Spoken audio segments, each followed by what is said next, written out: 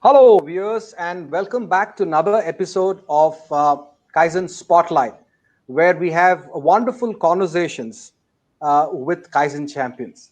And today, in today's episode, it's my absolute pleasure to have a wonderful personality with a wealth of experience.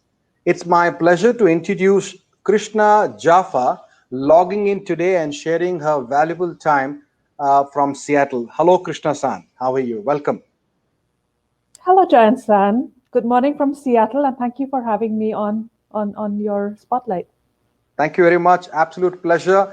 It'll be it's absolute pleasure and my duty to introduce Krishna San. And just to make sure that I am correct and I don't mess up, I'm going to be looking at my little device.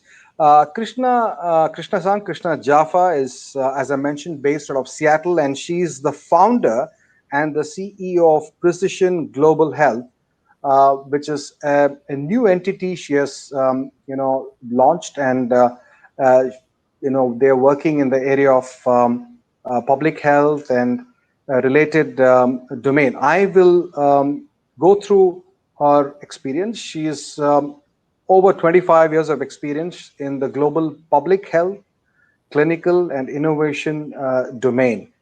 She has supported a lot of projects related to health systems transformation and ensuring that the local leaderships are empowered in their capabilities and self-reliance is developed. She is, of course, a physician, a doctor, and an epidemiologist. I hope I'm pronouncing that correctly. And she has a lot of experience in financing, fundraising, design, and management, and of course, delivering and monitoring health programs across Asia, Africa, and of course, the United States. Until recently, Krishna San was the deputy director at for integrated delivery team at the Bill and Melinda Gates Foundation, and she has of course worked on several projects with other institutions also. She is, as I mentioned, a physician, and she is also a master's in public health from the Harvard University. And it's an absolute pleasure to pick your mind and get to understand your views. So thank you, ma'am. And my first question to you today, as you're a Kaizen champion, is what attracts you at a personal level to the concept of Kaizen?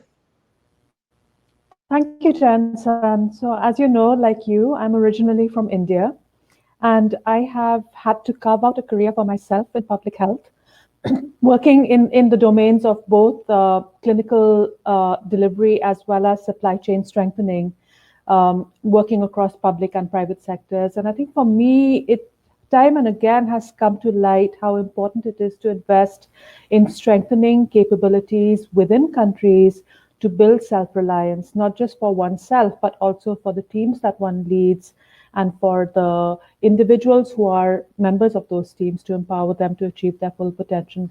So for me, looking at continuous improvement, both from clinical perspectives, where it's essential for quality of care, as well as looking at it from broader health systems transformation perspectives, whether it is for supply chain systems, whether it is for data systems improvement, whether it is from health and human rights perspective, which I am also an advocate of, it becomes very, very important to have the mantra of continuous improvement. Absolutely, because as I keep mentioning, I have been a student of Kaizen myself for 25 years, and I believe there is a lot of improvement one can do not only in public health delivery and health systems by deleting a lot of waste. So, in your career, what has been your experience? You worked across health systems, including public health commodities supply chain, right? And that's also been an area that you have worked closely. So, what has been your experiences in terms of waste, the typical waste that you see in that's quite common in this domain? I think it starts with people in not providing them with ongoing strong, timely training with ongoing supportive supervision that is not punitive, but that is focused on helping them develop their skills, you're wasting human capital, you're wasting the capabilities that exist.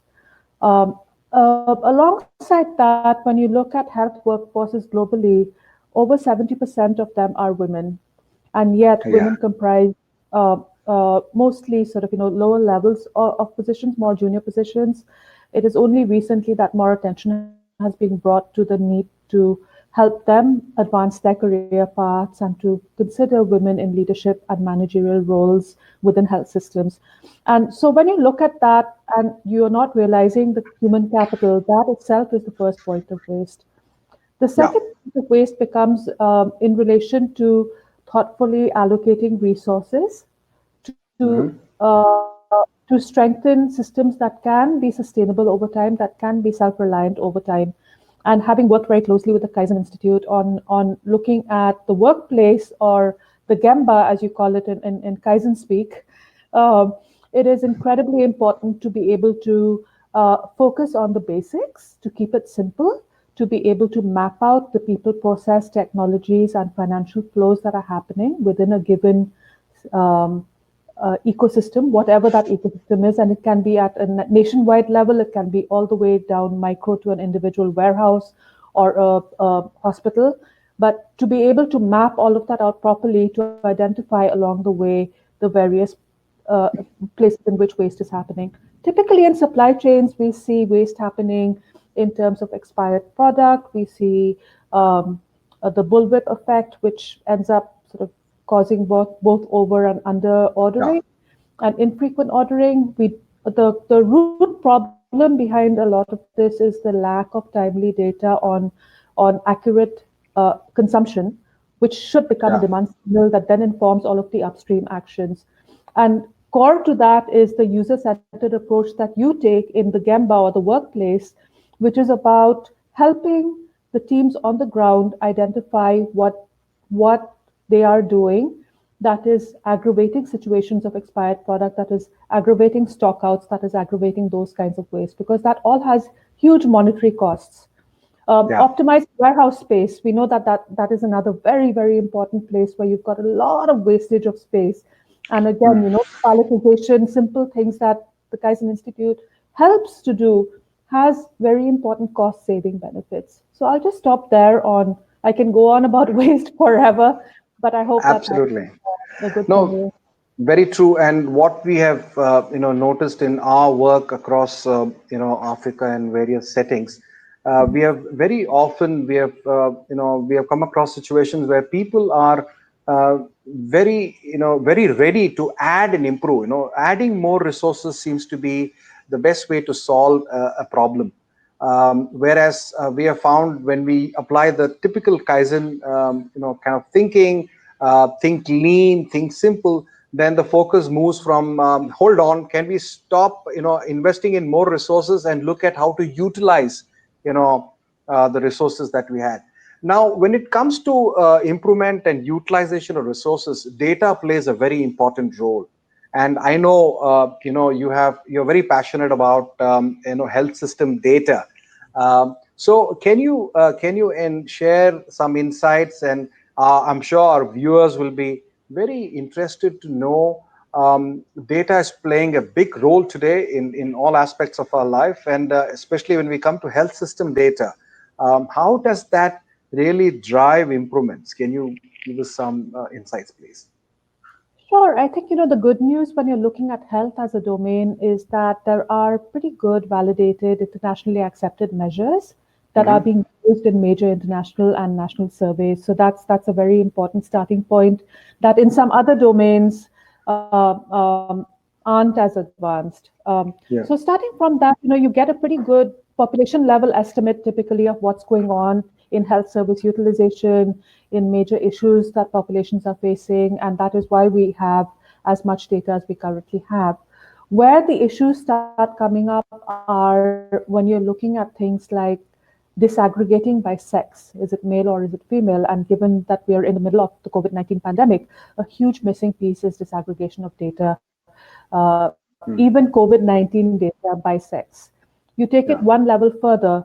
Everything that is happening right now in the pandemic, the response is initially very largely dependent on a healthy workforce. Now, when 70% of that workforce is female, and when they are in the most sort of patient-facing care positions, as nurses, as community health workers, as physicians like myself, you end up not being able to capture accurate data on their infection rates, on their hospitalization, and even on their mortality. There are only a few countries reporting that. Then when you come to sort of, the other pieces, administrative data are incredibly difficult to track. And so you have issues of timely and correct entry. You have timeliness issues. You've got frequency of reporting issues, and you've got data utilization issues. And everything that you do with data is intended to drive thoughtful use. So unless you're able to push for that thoughtful use, then the primary objective of having data available fails, because data are only as good as the purpose for which you use them. Now, using a supply chain example, we know that in a number of countries, you've got OpenLMIS, you've got a number of other systems that are in place. Without having some form of electronic logistics management information systems, or without having some form of a health information management system like a DHIS2, and being able to thoughtfully link those to each other, which is a conversation you and I have had before, you end up not being able to both connect those systems to each other, the interoperability of systems. You're also leaving a lot of value on the table for data that you've already collected and spent a lot of money collecting. And so if you're not collecting them in a timely way, if you're not collecting administrative data and reporting them with the right level of frequency, they end up becoming obsolete and ultimately useless. So the practical impacts that you see are you end up having the bullwhip effect. You end up having overall under ordering in a health supply chain. You end up having stockouts. You end up having expired product that could have been used by some other facility, and so on and so forth. Yeah, thank you very much. I mean, it's the use of data, I think, is getting more and more important. And of course, there is always what we call as garbage in, garbage out. So how do you really identify what kind of data to collect and how to filter it and how to put it to use? I think that's very important. Thank you for that insight. As you know, we've been working with over 10 African countries, applying these principles of Kaizen continual improvement into the healthcare supply chain and trying to improve the warehousing, the last mile distribution, etc. We've been doing this for more than a year now, as you're aware. You had an opportunity to kind of closely write up one or two case studies. So would you like to reflect and tell me, in terms of impact, from what has happened, what kind of impact did you see, from your angle as an expert in this domain? What impact that really struck you? Even though I was doing this at a distance from the actual locations, the workplaces or the Gemba that your team was working on, Jansan, I think what came across for me was a very non-hierarchical approach and a very inclusive approach. And it seemed to communicate from some of the reports that I read leading to the writing of the case studies that some of these colleagues were being heard and given voice for the first time. And being able to do that in an inclusive manner, I think, was central to the ultimate sort of, stickiness and success of the tools that you provided. I was also really encouraged by the openness and the willingness to reflect on areas for self-improvement and for organizational improvement.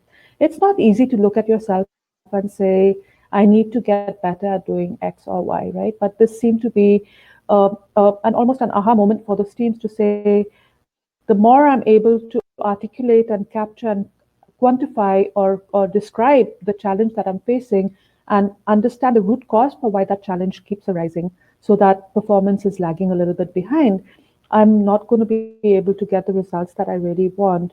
So what also came across was that at some point in that process, the individuals on the ground felt, because they were part of the process, they started caring about the outcome. And that to me was the magic of engaging in the workplace and listening. The the sort of technical and process improvements that were made are sort of, they're self-explanatory. If you're looking at warehouse space shortages, which we know, sorry, is an issue in many countries, by solving for things like palletization, by simple housekeeping improvements, you're able to optimize for what is available, and you were able to help these teams free up, between 20 and 40% of warehouse space, which is significant saving. I think the other really important thing was to be able to quantify stockouts and expiry, and to be able to assign a monetary value to them, so that they could begin to see the waste that was happening.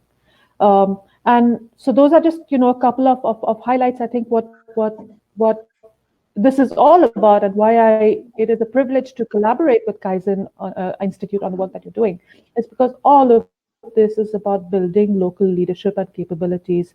And that is my so what in doing public health. And so by doing that, I think, you really are helping. You go in, you're not doing it to be there for the long term forever. Your success is in having these teams actually be able to lead themselves and organize themselves going forward. And that is why your methodology is so valuable. Thank you very much, Krishna-san. So that kind of leads me to my last question. I mean, I would be, I would love to go on and keep interacting, but the Kaizen Spotlight is a kind of a 15 minutes a capsule, and patience nowadays, it's it is so people like to watch small capsules, micro capsules.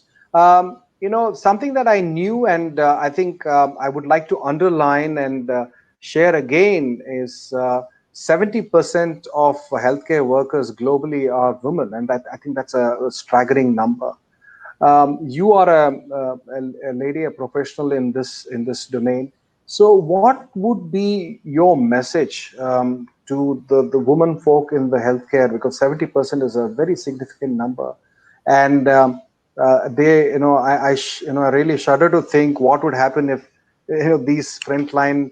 I think there's this entire, when you talk of care, there is that extra zing that comes, because I think there is this woman, driving this.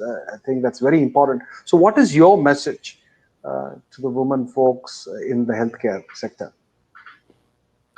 Don't give up in asking for your voice to be heard. Don't give up in leading by example. Don't give up in demanding that you be given the leadership and capability development opportunities that you deserve. And thank you for everything that you're doing for us, not just today, but every day. Thank you very much, Krishna-san. That is very inspiring, and I have to confess, and I have no hesitation to confess that among the many countries that we're working, there is a lady. I don't want to mention. It's a francophone country, and there's a very senior lady. She also happens to be a doctorate in pharma sciences. She heads the country's pharmaceutical institution. And she has been one of the most, powerful proponent of Kaizen and continual improvement. And she has taken to Kaizen like fish, takes to water. And I think that's a very strong, message for all of the people involved in this, especially the women folk. We work with a lot of ladies in the healthcare sector. And thank you very much, Krishna-san, for your time this morning. And we hope to connect with you again and get some more insights. Thank you, and have a great day. Thank you very much, Jafa, and I really appreciate this opportunity to speak with you.